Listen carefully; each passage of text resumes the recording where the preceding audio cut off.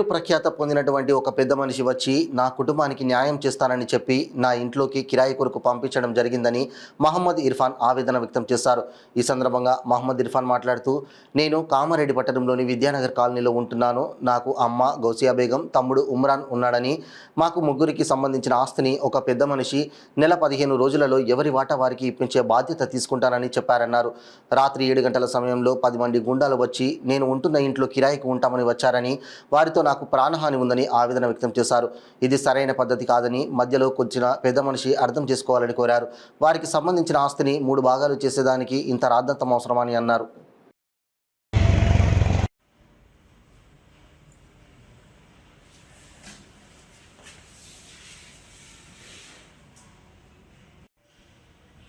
నా పేరు ఇర్ఫాన్, తండ్రి పేరు ఉస్మాన్, మా అమ్మగారి పేరు గౌసియా బేగం, మాకు తమ్ముడు ఉమ్రాన్, ఇద్దరం అన్నదమ్ములం ఉన్నాం.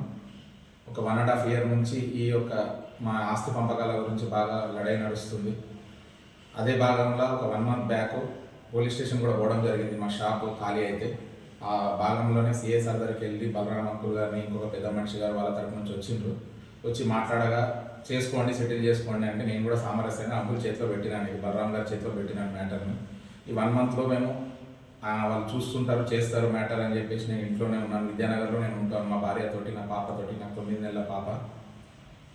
ఇవాళ నన్ను ఇబ్బంది పెట్టడానికి మా అమ్మగారు కానీ మా తమ్ముడు కానీ ఒక పెద్ద మనిషి ఉన్నారు వాళ్ళ వెనకాల. వాళ్ళ చొరవతో వాళ్ళు నాకు రావద్దు, నేను రోడ్డు మీద పడాలని ఒక దురుద్దేశంతో నా మీద కోపం పెట్టుకొని ఈ యొక్క కిరాయి మనుషులను మాట్లాడి ఇవాళ నా ఇంటి మీద దౌర్జన్యానికి వచ్చారు. డోర్లు పలగొడతాం, డోర్లు ఓపెన్ చేయని చెప్పేసి వార్నింగ్ ఇస్తే నేను పిలిపించిన అంకుల్ వాళ్ళని. వాళ్ళు వచ్చి ఏమైంది అంటే నాకు కిరాయికి ఇచ్చేసింది వాళ్ళ అమ్మగారు, ఇమ్మీడియట్గా ఖాళీ చేసేయాలా అంటే వీళ్ళు ఏమన్నారు, పిల్ల ఉన్నారు, ఆడాళ్ళు ఉన్నారు, బయట మాట్లాడుకుందామంటే బయట వాళ్ళందరూ ట్రక్ పెట్టుకొని ఖాళీ చేయాలా లేకపోతే వదిలాము ఇప్పుడు అనేటట్టుగా నా మీద దౌర్జన్యానికి వచ్చినారు. నేను ఏది చెప్పినా సామరస్యంగా నాకు న్యాయం చేయమని చెప్పి నేను పోలీస్ స్టేషన్లో సిఎస్ఆర్కి కూడా విన్నపించుకున్నా, అంకుల్ వాళ్ళకి కూడా చెప్పుకున్నా. వాళ్ళకి ఎవరైతే పెద్ద మనిషి ఈ విధంగా సపోర్ట్ చేస్తున్నాడో, ఈ విధంగా రాంగ్ డైరెక్షన్ ఇచ్చి నన్ను రోడ్డు మీద వేయాలని కక్ష కట్టిండో నాకైతే అర్థం కావడం లేదు.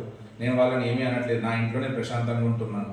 ఈ విధంగా వాళ్ళు చేయడం, అదే పెద్ద మనిషి మమ్మల్ని ఇప్పుడు 1 month అయిపోయింది ఆల్మోస్ట్, మమ్మల్ని ఏం పిలవకుండా, మాకేం సమాచారం లేకుండా నేను ఉంటున్న ఇంటికి వాళ్ళు కిరాయి ఇవ్వడానికి ప్రేరేపించి కిరాయి ఉండాలని మాట్లాడి ఇలా పంపించి మా మీద దౌర్జన్యానికి, ఆ క్షణంలో వీళ్ళు రాకముందు నేను బయటకు వచ్చి ఉంటే మాత్రం ఖచ్చితంగా నాకు ప్రాణాపాయం ఉండేది. వీళ్ళు రావడం వల్ల వీళ్ళని ఇలా కాపాడారు. నాకు ఇట్లా ఎన్ని రోజులు నాకు ప్రతిసారి అయితే నన్ను కాపాడడానికి వీలు ఉండదు, నాకు ప్రాణభయం ఉంది వీళ్ళతోటి.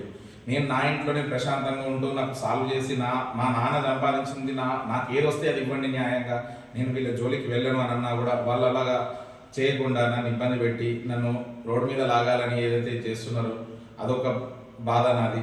ప్లస్ ఈ ప్రాణాపాయంతో నేను ఎన్ని రోజులు బతుకుంటానా, లేకపోతే ఏ రోజు నన్ను ఎవరేం అటాక్ చేసి చంపేస్తారో నాకు తెలియట్లేదు. నన్ను మీరు కాపాడండి.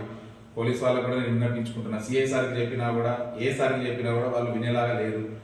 మీరే నన్ను కాపాడాలా, మీ హెల్ప్ కోరుకుంటున్నా. నేను నాకు న్యాయం చేసి నన్ను, నా భార్యని, నా పిల్లల్ని నా క్షేమంగా ఉంచేలాగా మిమ్మల్ని రిక్వెస్ట్.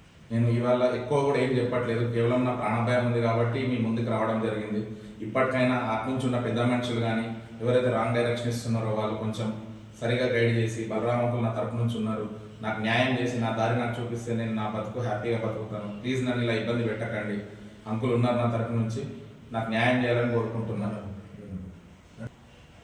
2 కుమారులు, ఒకరు ఇర్ఫాన్, ఒకరు ఉమ్రాన్.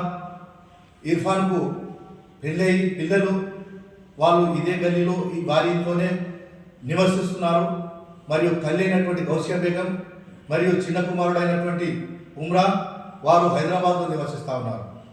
గత నెల క్రితం బాంబే పేషన్ అనే మహాల్ను వీరు కిరాయికి ఇచ్చి నడుపుతున్నటువంటి క్రమంలో ఆ కిరాయి కూడా ఈ పెద్దవాడికి చెందద్దని చెప్పేసి అక్రమంగా అక్కడ ఉంటున్నటువంటి కిరాయిదారులను బెదిరించి ఖాళీ చేయించినారు. మరి దానికి సిఐ గారికి మేము ప్రాధేయపడక, సిఐ గారు మీరు మాట్లాడుకోండి అని చెప్పేసి సమాధానం చెప్పక, మరి పెద్ద మనుషుల మాట విని అక్కడ కూడా తాళం వేయించింది.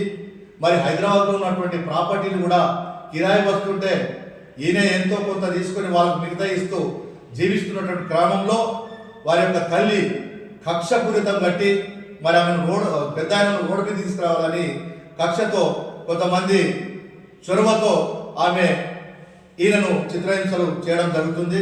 మరి ఈరోజు 7:30 సాయంత్రం ప్రాంతంలో ఈ విద్యనగర్లో తాను జీవిస్తున్నటువంటి అపార్ట్మెంట్లో మరి 7:30 ప్రాంతంలో గుండాగాలను మేము కిరాయికున్నాము, మీరు ఖాళీ చేయండి అని చెప్పేసి దౌర్జన్యంగా వారిని ఇక్కడికి పంపడం జరిగింది. అయినప్పటికీ మేము అక్కడ ఎదుర్కొంటే, బాబు మీరు ఎవరైతే పంపినరో వారి దగ్గరికి వెళ్ళండి, ఇక్కడ ఇమ్రాన్ ఉంటాడు కాబట్టి ఇమ్రాన్తో చర్చలు జరిపి ఇక్కడ కిరాయికి ఉండవలసింది, తల్లి ఎక్కడో హైదరాబాద్ ఉన్న తల్లిని సంప్రదించి మీరు సామాన్ తీసుకురావడం ఏంది, ఇక్కడ ఉన్నటువంటి వ్యక్తితో సంప్రదించకుండా మీరు వచ్చి ఇక్కడ అక్రమంగా ఉంటున్నారు కాబట్టి మీరు పొండి అని చెప్తే దాదాపు 10 గంటల వరకు వాళ్ళు సామాను పెట్టుకొని గేటు ముందు ఉన్నారు దౌర్జన్యంతో. మరి ఈ యొక్క దౌర్జన్యాన్ని అరికట్టాలి.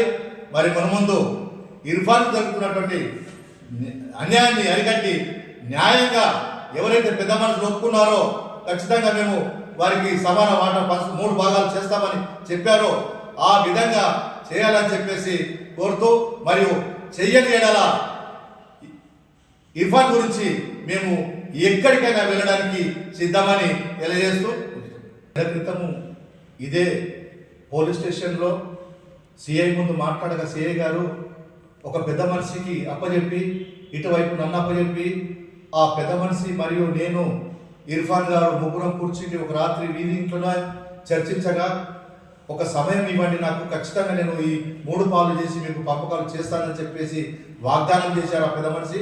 ఆ పెద్ద మనిషి పేరు నేను ఇప్పుడు చెప్పదలుచుకోలే, సమయం వచ్చినప్పుడు ఆ పెద్ద మనిషి కూడా పేరు నేను బయట పెడతాను. కాబట్టి దయచేసి పెద్ద మనిషిగా వచ్చినప్పుడు ఇరువురికి న్యాయం చేయాలని మా ఎంఆర్పిఎస్ తరఫున కోరుకుంటా ఉన్నాను.